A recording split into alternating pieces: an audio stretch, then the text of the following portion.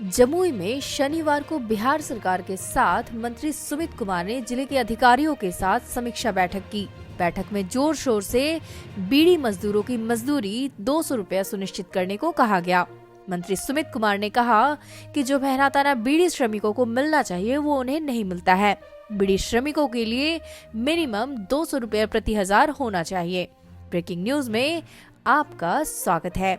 बैठक में डीएम अभिलाषा शर्मा भी मौजूद रही। मंत्री ने कहा कि यह बैठक बीड़ी श्रमिकों के लिए था, जिसमें बीड़ी श्रमिकों की समस्या को उठाया गया। सीएम नीतीश कुमार के 23 दिसंबर से प्रगति यात्रा और जमुई में भी संभावित कार्यक्रम को लेकर मंत्री ने कहा कि यह तो गोपनीय है, जब समय होगा आप लोगों को बता दिया जाएगा। इस दौरान जमुई में जो भी विकास की योजना है उसकी समीक्षा की जाएगी और कुछ योजनाएं हैं जिसका शिलान्यास किया जाएगा। सीएम नीतीश के प्रगति यात्रा पर नेता प्रतिपक्ष तेजस्वी यादव और लालू यादव की ओर से दिए गए बयान पर उन्होंने कहा कि आप जो कुछ भी अच्छा करेंगे विपक्ष कहेगा, उस पर हम लोगों को नहीं जाना है। हम लोग अपना काम करेंगे और अपने रास्ते पर चलेंगे। हम लोग सुशासन की सरकार को चला रहे हैं। सारी योजना जो सरकार की ओर से चलाई जा रही है उसको जमीन पर कैसे उतारा जाए, इसी के तहत हमारे नेता नीतीश कुमार जमुई भी आएंगे, पूरा बिहार घूमेंगे। मंत्री ने कहा कि शुक्रवार को 1,80,000 करोड़ का MOU साइन हुआ है। जमुई में भी 3100 करोड़ की एथेनॉल फैक्ट्री लग रही है। मंत्री ने कहा कि 2025 से 2030 तक में बिहार नीतीश कुमार के नेतृत्व में ऊंचा छलांग लगाएगा। बिहार इतना आगे जाएगा कि उसकी परिकल्पना भी नहीं की जाएगी। साल 2025 फिर से नीतीश आरक्षण और संविधान पर हो रहे बयानबाजी पर उन्होंने कहा कि अंबेडकर की प्रतिमा एनडीए सरकार में लगी या इंडिया के सरकार में लगी, यह सब बोलने से नहीं होगा। संविधान की किताब हाथ में लेकर चलने से नहीं होता है। संविधान दिल में होना चाहिए। राजनीति में बड़ा उलटफेर का और बहुत बड़े बड़े बयानों का होता है। दही चूड़ा का टाइम आ रहा है, 14 जनवरी बहुत नज़दीक है। क्या लगता है, बहुत तरह की बातें हो रही है कि उलटफेर होगा? हम लोग भी दही चूड़ा का भोज का आयोजन करेंगे और आप सब लोग का उसमें स्वागत है। मैं आप लोग को आमंत्रित करता हूँ कि आप लोग भी उस भोज में आमंत्रित हों। जमुई में, पटना में अभी तो फिलहाल अपने नेता के यहाँ जब होगा तो वहाँ पे बुलाएंगे। जब जमुई कहेंगे तो आप लोग का अगर आदेश हो गया जमुई में करवाने का तो जमुई में भी करवा लेंगे। 2025 को लेकर सियासत में बदलाव नहीं होनी है, इस बार दही चूड़ा का माहौल ठीक रहेगा। बिल्कुल, दही चूड़ा से तो मतलब काम शुरुआत होता है। ये डीएम के साथ जो बीड़ी मजदूरी पर आप बैठक की, क्या निकल कर? निष्कर्ष यही निकला कि 1 से 2 दिनों में मतलब इसी हफ्ते में जो बीड़ी श्रमिकों का जो श्रमदान होता है, उनको जो मुआवजा होता है वो उचित उनको राशि दी जाए, मेहनताना उनको उचित मिलेगा। मेहनताना सभी बीड़ी मजदूरों को, बीड़ी श्रमिकों को मिले। उम्मीद भरी निगाहों से बीड़ी मजदूर आपको देख रहे हैं, उन्हें क्या मैसेज होगा? देखिए, मैं आपको पहले बता दूं कि जब मैं पहली बार विधायक बना था तो उस वक्त बीड़ी मजदूरी 28 रुपये थी।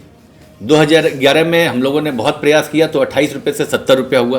फिर 2014 में हम लोगों ने फिर प्रयास किया तो 70 से 90 हो गया। अभी भी वो बहुत अधिक नहीं, 90 कहीं 100 इस तरह का बीड़ी मजदूरी मिल रहा है। लेकिन हम लोग चाह रहे हैं कि सामूहिक तौर पे पूरे जिले भर या इसके अलावा हमारे आसपास के जो जिले जहाँ से बीड़ी श्रमिक हैं उन सबको एटलीस्ट 200 रुपया बीड़ी मजदूरी मिलनी चाहिए। और 200 रुपया बीड़ी मजदूरी मिलेगी तभी मुझे भी तसल्ली मिलेगी, हमारे सरकार को तसल्ली मिलेगी।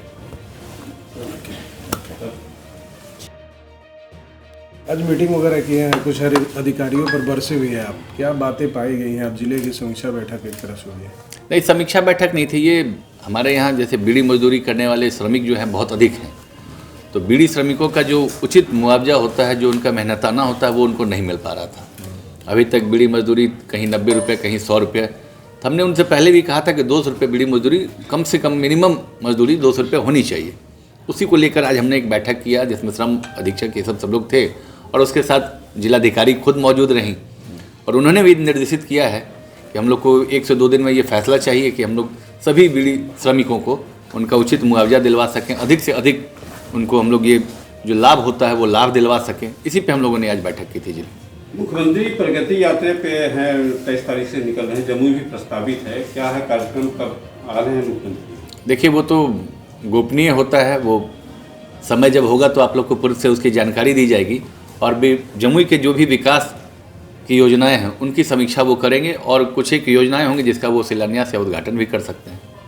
मुख्यमंत्री की प्रगति यात्रा में तेजस्वी यादव बहुत कमेंट कर रहे हैं कि ये मुंह चमकाने जा रहे हैं। लालू जी भी पहले इन पर बयान दिया था कि देखिए, विपक्ष का काम है कि विपक्ष आपके खिलाफ आप जो भी कुछ अच्छा करेंगे, विपक्ष उसके खिलाफ में ही बोलेगा।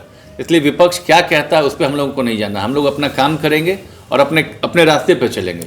हम लोग सुशासन की सरकार को चला रहे हैं और सुशासन की सरकार को और बेहतर तरीके से यहाँ पे सुचारू रूप से चलाएं और सारी योजना जो सरकार की है वो ज़मीन पे कैसे उतरे, हम लोग उसको देखना चाहते हैं। और इसी के तहत हमारे नेता नीतीश कुमार जी जमुई भी आएंगे, पूरे बिहार घूमने के साथ साथ जमुई भी आ रहे हैं। ये यात्रा बिहार के विकास के लिए कितना इम्पोर्टेंट होगा? और 2025 विधानसभा चुनाव भी है। देखिए, कल आपने देखा कि 1,80,000 करोड़ का इन्वेस्टमेंट कल की बैठक हुई, आज के अखबार में भी है। जो बाहरी औद्योगिक घराने वालों को बुलाया गया हमारे बिहार में, वो इस तरह की एक बैठक, ये बहुत महत्वपूर्ण बैठक थी। और निवेश हुआ, कितना MOU हुआ है हमारे यहाँ, ये सब भी आप देख सकते हैं। अभी हमारे यहाँ 3100 करोड़ का इथेनॉल प्लांट हो रहा है, उसका भी MOU हुआ है कल। अगर कहे तो उसका MOU लेटर मैं आपको दिखा सकता हूँ। तो ये सब योजनाएं आखिर ज़मीन पे उतर रही हैं। तो 2025 से जो 30 का बिहार होगा, वो समझिए कि बिहार चलेगा नहीं, वो छलांग लगाने वाला है। और बिहार इतना आगे जाएगा कि उसकी परिकल्पना अभी हम और आप बैठ कर नहीं कर सकते। लेकिन मंत्री जी 2025 में चुनाव जो होगा विधानसभा का, वो किसके नेतृत्व में लड़ा जाएगा, इसको लेके बहुत वहापो है। बीजेपी कह रही है कि चुनाव के बाद तय होगा कि मुख्यमंत्री कौन होंगे। नहीं, बीजेपी में किसने कहा? हमें बताइए कोई पर्टिकुलर नाम किसी बीजेपी के नाम। ने कहा है। नहीं, कहीं कुछ नहीं कहा ऐसा उन्होंने। मैं तो आज भी कह रहा हूँ 2025 फिर से नीतीश कुमार जी के नेतृत्व में ही चुनाव लड़ा जाएगा और नीतीश जी ही हमारे नेता होंगे। आरक्षण और संविधान को लेकर NDA और जो गठबंधन है, इंडिया गठबंधन में काफ़ी खींचातानी चल रहा है। लगातार कई बयान आ रहे हैं। NDA के 2 नेताओं के बारे में, जो बड़े नेता हैं चिराग पासवान और जीतन राम मांझी, उनके बयानों पर भी काफ़ी विरोध हो रहा है। हम एक बात कहना चाहते हैं कि अंबेडकर जी की प्रतिमा, उनकी स्मृति, ये NDA सरकार में लगी वहाँ पे कि इंडिया सरकार में लगी थी? जरा इस पे भी ध्यान देने की बात करें। अगर इतना प्यार था आपको बाबा साहब अम्बेडकर से, तो क्यों नहीं उनको भारत रत्न का आपने ये पुरस्कार दिया था? ये भी तो आपके इसी NDA सरकार ने ही दिया है। तो ये सिर्फ बोलने से नहीं होगा। संविधान का किताब हाथ में लेकर चलने से नहीं होता। संविधान दिल में रहना चाहिए। संविधान जिसके दिल में होगा वो संविधान का सम्मान करेगा। एक हाथ में संविधान का किताब लेके खाली बहुत बड़े संविधान के ये नहीं हो गए, फॉलोअर नहीं हो गए। इसलिए बोलने, कथनी और करनी में फर्क है।